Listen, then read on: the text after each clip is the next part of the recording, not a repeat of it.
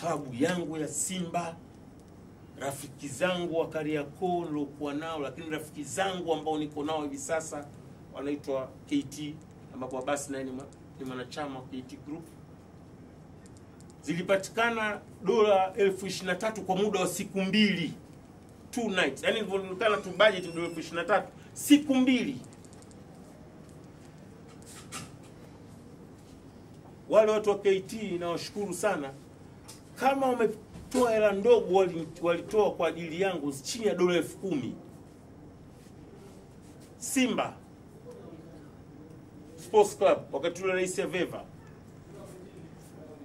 tiketi waligharamia wao ya mimi na aliyenipeleka. Tena angalia watu walivyokuwa ongwana, walisema hapana, hili jambo huyu Haji ni wetu sisi. Waliambia familia, tutaki familia, huyu Haji wetu sisi. Kwa tiketi ya mtu Messi yuko wapi? Messi ambaye nilisafiri naye kwenda India kwenye matibabu. Na kule tulipata bahati, ubalozi wa India ukaja kutuchukua airport. Balozi mwenyewe alikuwa Kijazi, alikuwa ambaye ni chief minister, chief secretary, alikuwa ndio amekuja Dar es Salaam, akamwacha. Kuna balozi mmoja ambaye alikuwa Mzanzibari ana act pale. Wametupa huduma zote, wametusaidia, na kulikuwa na mwenyekiti wa zamani wa FAT, sasa hivi TFF, anaitwa Mhata, Yahya Mhata. Mhata ndio alikuwa katika maafisa wa balozi pale. Akanisaidia na watu wa afya mpaka nikamaliza matibabu ATMIS pale India. Basi nilipata matibabu. Nimekaa karibu siku 20 kule. Nikarudi, hatimaye macho yangu yakaweza kurudi katika ubora wake, lakini kwa kusaidiwa na miwani. Yeye jana amesema yeye ndio alinitibia kunipeleka India. Na amerudia mara nyingi. Amerudia mara nyingi sana. Kwanza sio ungwana. Hata kama kweli sio ungwana hata kidogo. Wala sio mpira huu. Kwanza sio kweli. Milioni 1 yao nilichopanga sasa. Sababu limerudiwa mara nyingi. Nimerudiwa mara nyingi. Nimwambia msaidizi wangu, mimi siwezi kwenda Yanga. Kesho asubuhi saa 2 mimi nitakuwa nimefika Dar es Salaam. Aje nichukue airport. Nimpe milioni 1 akaipeleke Yanga. Sio vizuri kurudisha kitu kusaidiwa na wengi, lakini kwa hili ilipofikia ni kuidhalilisha familia yangu, ni kuidhalilisha wana Simba, lakini kuonyesha sio ungwana. Milioni 1 ni kitu gani? Halafu umetoa kwenye group la WhatsApp. Yeye anasema ndio umenitibia. Yanga hajaje kunitibia mimi. Milioni 1 mimi nimetibiwa kwa dola 23,000. Hata sikumbuka kwa sababu haikuwa katika budget ya dola 23,000. Sasa kwanza hakunitibia yeye. Lakini nimepanga kesho arejeshewe pesa yake asubuhi. Tena irejeshwe Yanga kwa sababu alileta yeye kwa niaba ya Yanga. Ipelekwe, labda itasaidia katika mambo mengine. Milioni 1 itapeleka cash. Isije siku nikafa watoto wangu au familia yangu kasimangwa. Siwezi kukubali hilo jambo. Mimi tushawahi kuchangia mara kadhaa mambo yangu, ikiwemo msiba baba yake mzazi. Mimi nimetoa pesa yangu mfukoni ya mafuta ya gari. Lakini sikuwahi kusema, na najisikia vibaya sana kutamka hili neno. Najisikia vibaya kusema kweli. Lakini alilazwa Central pale polisi. Anajua chakula tunatoa wapi? Nani alikuwa anampelekea chakula pale? Alipokamatwa na pingu zile. Hatuwezi kusema haya. Na sio kwamba hatuna vinywa, tunafunga ndimi zetu katika mambo personal. Kwa hiyo niwaambie Watanzania, hajawahi kunitibia mimi kwa sababu hana uwezo huo. Mimi nafahamu hana uwezo huo. Kwa sababu hapa katikati, baada ya kufukuzwa Yanga, Mwenyezi Mungu nilinde bwana, sio nikasema maneno mengine baadaye. Nili la pili. La pili, ameniita mimi ni msukule.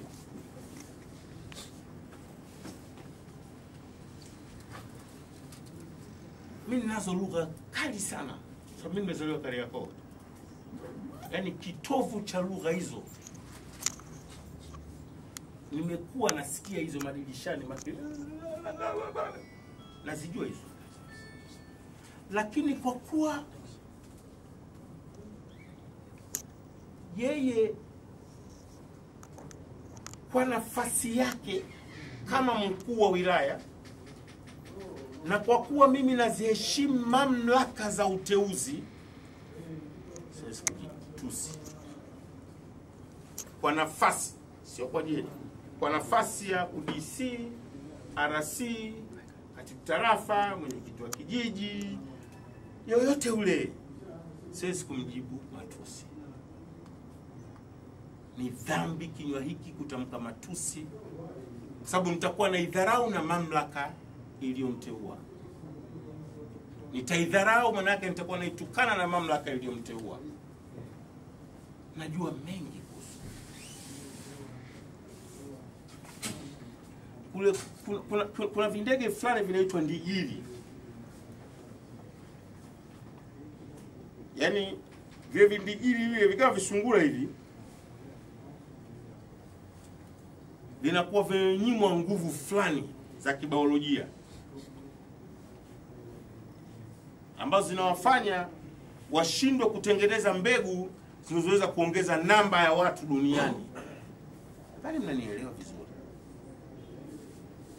Hasa kushaona mtu anashindwa amekosa hiyo nguvu ya kibiolojia kumtukana mwenzie, lakini mimi namheshimu na nampenda na najua kuna mamlaka imemteua, itaona yenyewe hadhi ya mkuu wa wilaya iliyomteua anaweza kusababisha watu watukane cheo chenyewe. Manake kama unamwataka mtu, usitegemee kwamba watu wote wataendelea kuwa kimya. Leo unamwataka Haji ana tolerance yangu ni kubwa, na mimi ni kada, sio kada wasiwasi, kada niliyesomeshwa na Chama cha Mapinduzi, well trained propagandists. Pengine labda tuko wachache sana Tanzania. Tena sikusomeshewa hapa kwa gharama ya chama hiki, nimepelekwa nje China na kifua kipana. Siwezi kumjibu kiongozi aliyeteuliwa na mwenyekiti wa chama changu. Siwezi kujibu matusi. Kifua changu kimejaa vitu. Siwezi kujibu. Katika hii amezungumzia pia mwisho, anasema kwamba yeye kama mkuu wa wilaya ana uwezo wa kumweka mtu ndani na ataniweka ndani masaa 48 kimjibu chochote. Kwanza nimwambie la kwanza, hawezi. Hana ubavu huo, sio yeye, hawezi. Hiyo naambia very clear, hana ubavu mkuu wa wilaya yoyote wa kuniweka ndani kwa sababu ya habari ya Simba na Yanga. Hana ubavu huo. Jelimuru, hivi Rais Magufuli atakaa na mwangalia Jelimuru amweka mtu ndani kwa sababu ya Yanga na Simba? Waziri Mkuu Kassim Majaliwa atakaa atamwangalia mtu amweka ndani kwa sababu ya Yanga na Simba? Alafu waziri wa TAMISEMI Jafo kila siku analirudia, hizi nafasi nilizopewa sio kwa ajili ya kuweka watu ndani. Yaani anarudia, tunaona sifa mwenyewe. Mkuu wa wilaya tunatangaza kabisa mbele ya watu, mbele ya waandishi, na amekaa na viongozi. Wale viongozi wanakaa wanacheka tu, kwamba ana uwezo wa kumweka mtu ndani eti Jelimuru kwa sababu mkuu wa wilaya.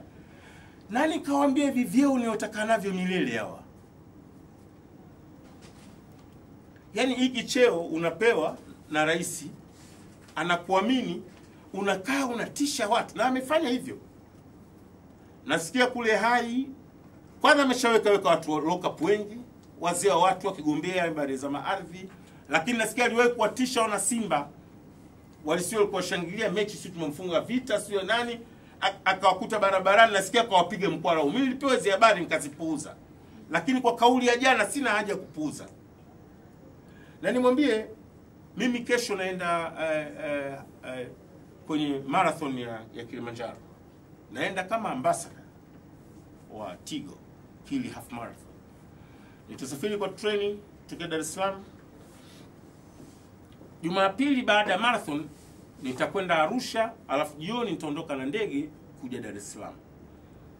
Nitapita kwenye wilaya yake, sababu huwezi kutoka Moshi, lazima upite Arumeru. Na KIA nimeambiwa iko aidha, wengine wanaambia iko Hai, wengine iko Arumeru, I'm not sure. Sasa yeye kwa sababu kwenye mamlaka hiyo kwenye wilaya yake ana uwezo wa kunikamata. Nawaambia kupitia nyinyi, aje, nitakuwepo Meru mchana. Aje namfuata Meru.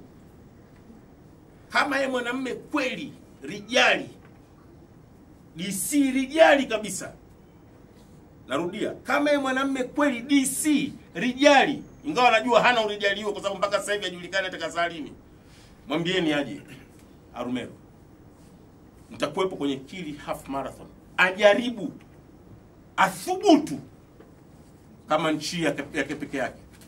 Kama rais wa nchi na viongozi wa nchi watamwachia, ajaribu kuja kumkamata.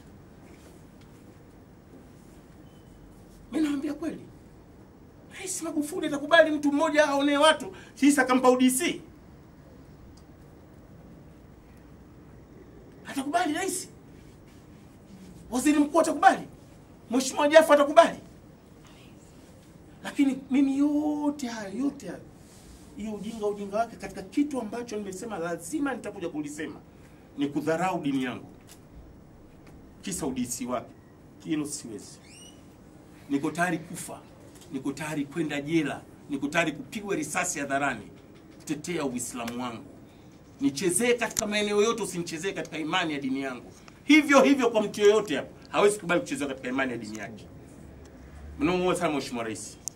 Juzi umesema jambo kubwa kuhusu mtu aliochana kitabu cha Mwenyezi Mungu Qur'an. Naomba katika hili na naomba na Waislamu wote wa nchi nzima, wote katika hii tusimame pamoja. Haijalishi uyanga wako wala usimba. Kudharau kazi ya mwalimu wa madrasa ni kudharau Uislamu.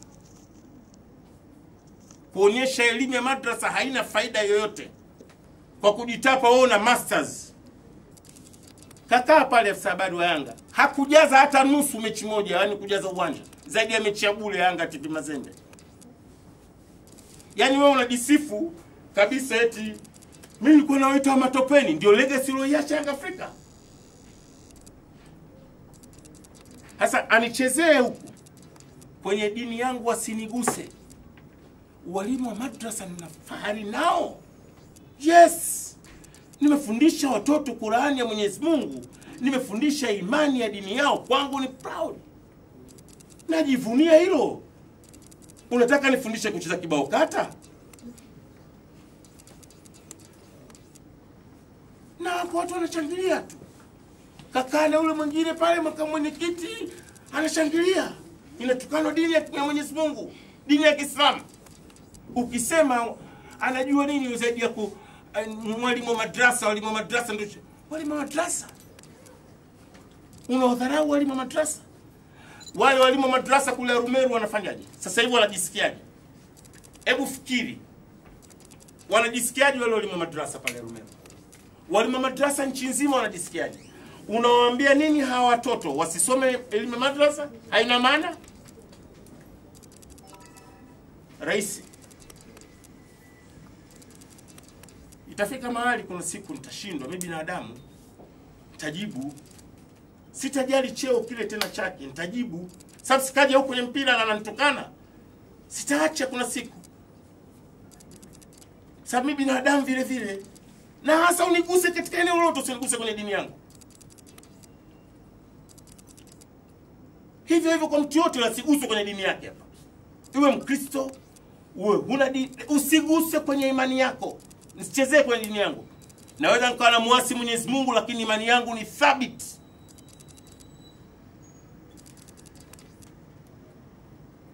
Unanitukana msukule, we DC. Hivi mimi nikitoa matusi kweli itawezekana? Anamweka katika engo gani mamlaka za uteuzi?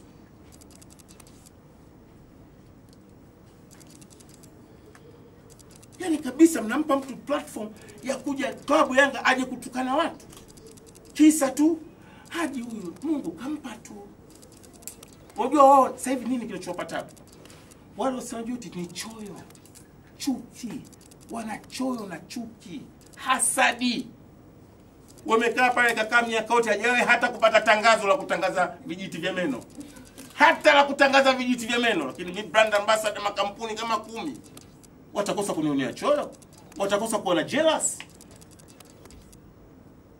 Hasadi.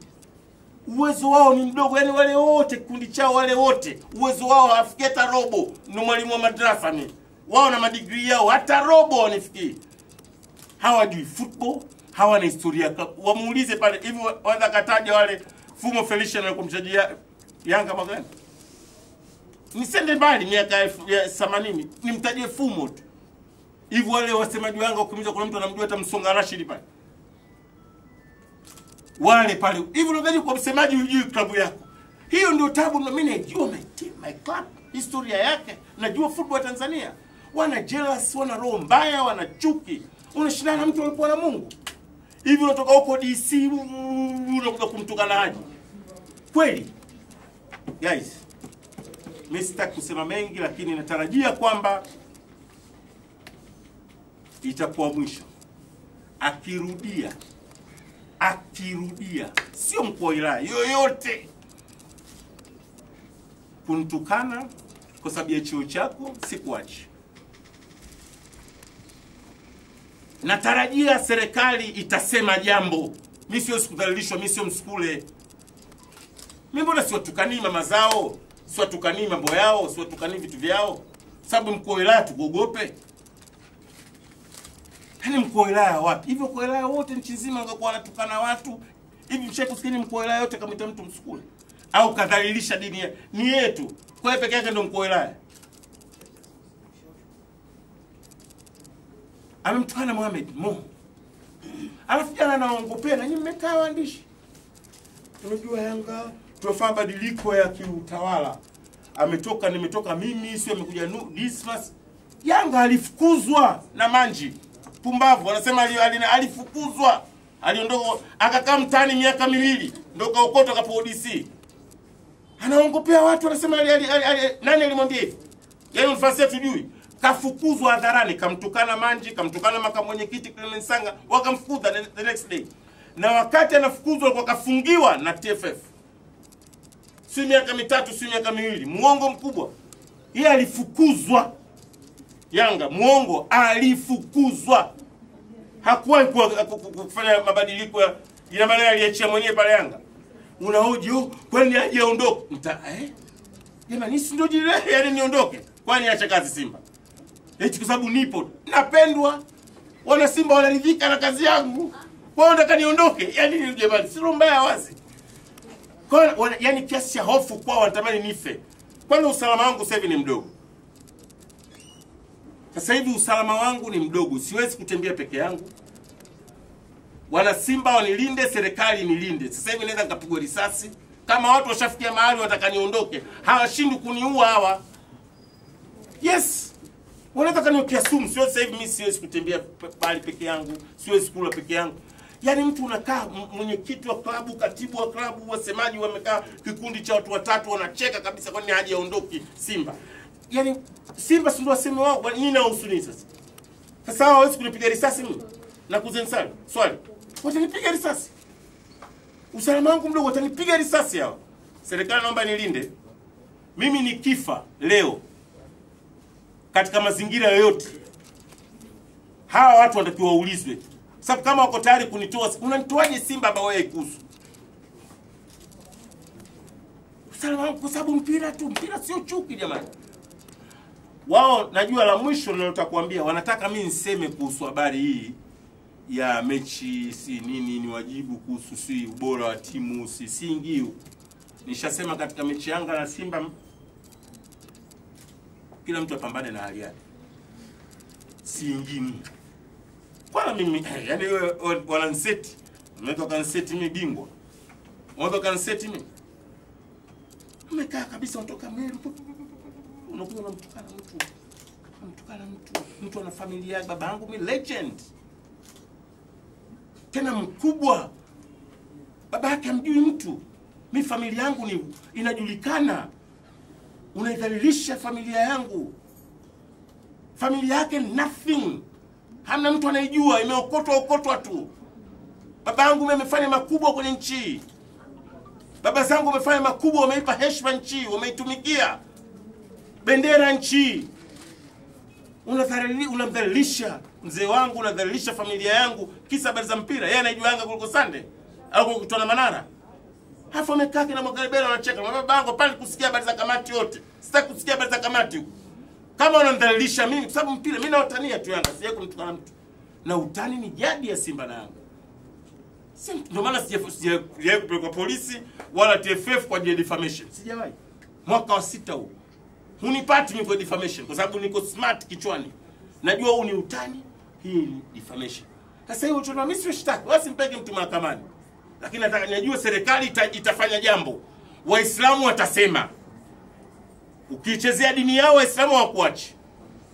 Na sifanyi uchochezi, katisema kweli mimi simesikia hakudharau walimu wa madrasa. Waislamu watasema tu na watamfiatua. Wao watamwacha, watafiatuka kila mtu kwenye engo yake, kila mtu atafiatukia kwake.